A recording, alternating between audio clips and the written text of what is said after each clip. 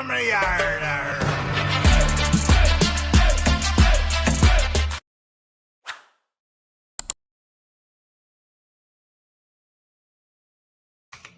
नमस्कार दोस्तों, मैं आपका दोस्त ब्रजमोहन सिंह अपने यूट्यूब चैनल बीबीएन ट्रेडिंग में आपका स्वागत करता हूं।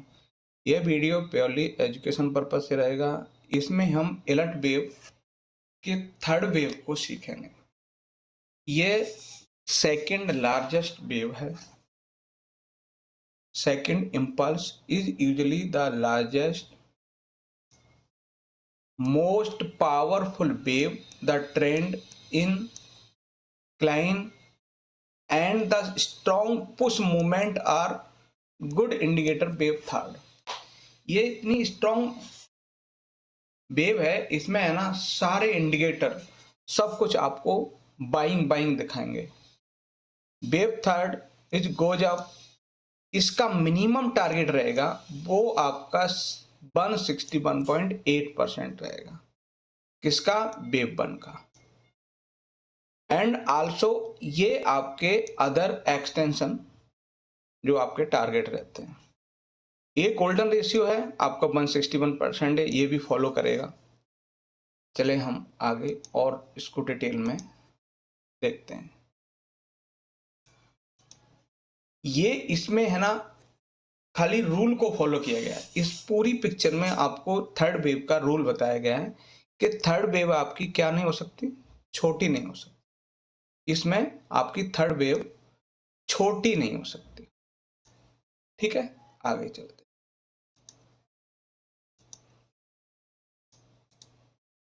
इसमें क्या है कि थर्ड वेव कितना टाइम ले सकती है? जैसा कि वेव वन के टाइम और वेव टू के दोनों के टाइम को ऐड करके और 2 से डिवाइड करेंगे तो आपका थर्ड वेव का टाइम पीरियड निकल के आ जाएगा। थर्ड वेव इक्वलिटी को फॉलो करेगी, ठीक है, और गोल्डन रेशियो मिनिमम टारगेट ये रहेगा और गोल्डन रेशियो का एक्सटेंशन 200 to 61% ये भी आपको देखने को मिलेगा। चलें और आगे और समझते हैं इसमें और क्या है। अब इस पूरे फिगर आउट में ये चीज बताई गई है कि वेव थर्ड है ना छोटी नहीं हो सकती। तो यहाँ पे ये एग्जांपल दिया कि इस टाइप की छोटी नहीं हो सकती। ये क्या है? वेव फॉर्मेशन इस तरह से होगी। चलें और आगे चलते।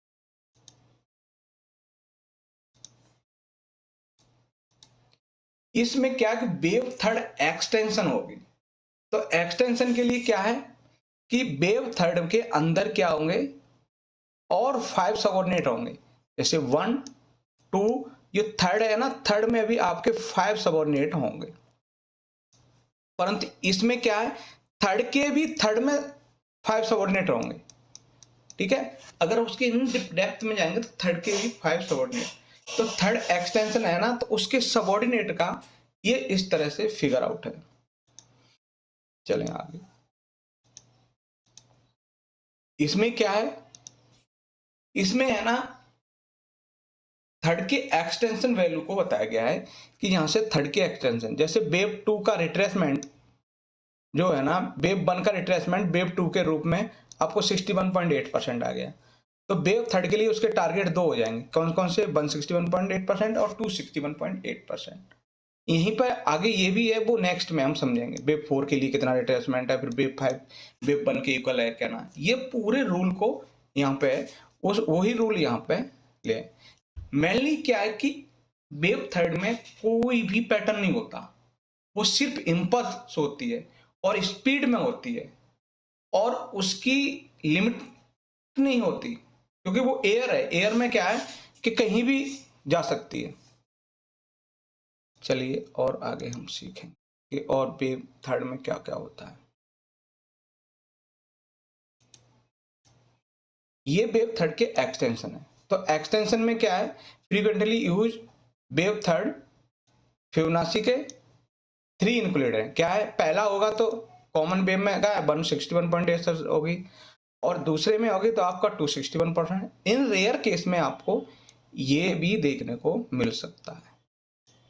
एक और बात ध्यान देने की है कि वेव थर्ड के अंदर 161.8% से पहले अगर कोई भी बेरिश कैंडलस्टिक पैटर्न बनता है ना, तो वो फेल ही होगा। अब हम देखते हैं कि वेव थर्ड का सेंटीमेंट, कि इसमें क्या होता है। अब ट्रेंड में क्या होगा, during the wave third sentiment shift dramatical from the scepticism to optimism, more participants began to believe in the strength of the new trend।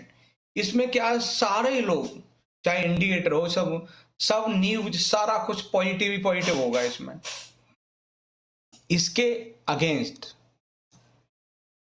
Against हम क्या करेंगे, डाउन ट्रेंड में करें तो in the various wave sentiment shift from concern to outrage, fear, panic, price fall dramatical and the market participants sell in massive। इसमें क्या है, बहुत हैवी सेलिंग हो रही होगी और सारे लोग पैनिक में होंगे। तो ये चीज इसमें क्लियर है कि इसमें क्या क्या सेंटीमेंट हो सकते हैं। डाउन ट्रेंड में तो क्या सेंटीमेंट हो सकते हैं, अप ट्रेंड में तो क्या सेंटीमेंट है। तो वेव थर्ड का है ना, पहला भी और अब भी है कि वेव थर्ड में कोई भी आपका पैटर्न नहीं होता, वो सिर्फ स्पीड में होती है और इम्पल्स होती है। उसकी टाइम गाइडलाइन ये है कि वेव वन वेव टू का जो टोटल टाइम है ना, उसके हाफ टाइम फ्रेम में ये कर सकती है। अब बात करते हैं एक्सटेंशन। जैसा कि ये आपके यहाँ से ट्रेंड स्टार्ट हुआ है, तो 1 2 फिर 1 2 3 4 5, ये क्या है, थर्ड के सबऑर्डिनेट है। तो ये है ना गोल्ड के चार्ट पर 2 आवर के चार्ट में ना, ये चीज सिर्फ ये चीज बताने के लिए है कि इस तरह से फॉर्म होता है। अब हम नेक्स्ट में बात करेंगे, नेक्स्ट और थर्ड में क्या देखने लायक है। सबसे पहले इसके लिए ये मेनली है कि इसमें दो आपके टूल होते हैं। एक तो आपका रिट्रेसमेंट टूल होता है, ठीक है, रिट्रेसमेंट, और दूसरा होता है ट्रेंड बेस फिब एक्सटेंशन। तो हम वेव थर्ड के लिए जो हम यहां से है ना, फर्स्ट पॉइंट, सेकंड और थर्ड, इसमें हम ट्रेंड बेस एक्सटेंशन वाले टूल को यूज करेंगे और वहां से आपको 161.8% आपका पहला टारगेट जो भी है ना, यहीं पे आप अपना एक्शन लेंगे, जो भी आपका लाभांश होगा वो आप बुक करेंगे। आगे और इसमें क्या क्या है वो चीज है।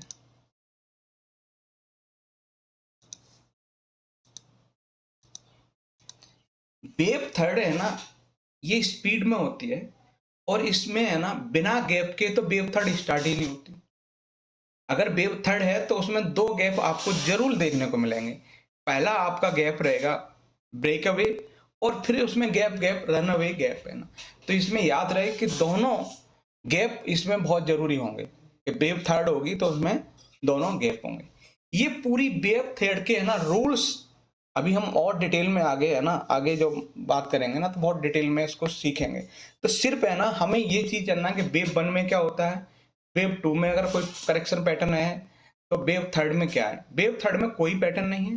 वेव वन में लीडिंग डायगोनल और इंपल्स दोनों हैं।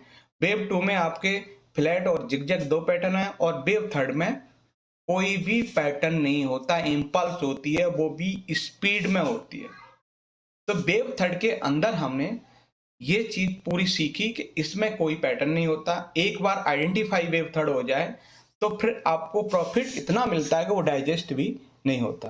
तो ये इंफॉर्मेशन आपको कैसे लगी, तो मेरे चैनल को लाइक, शेयर और सब्सक्राइब अवश्य करें।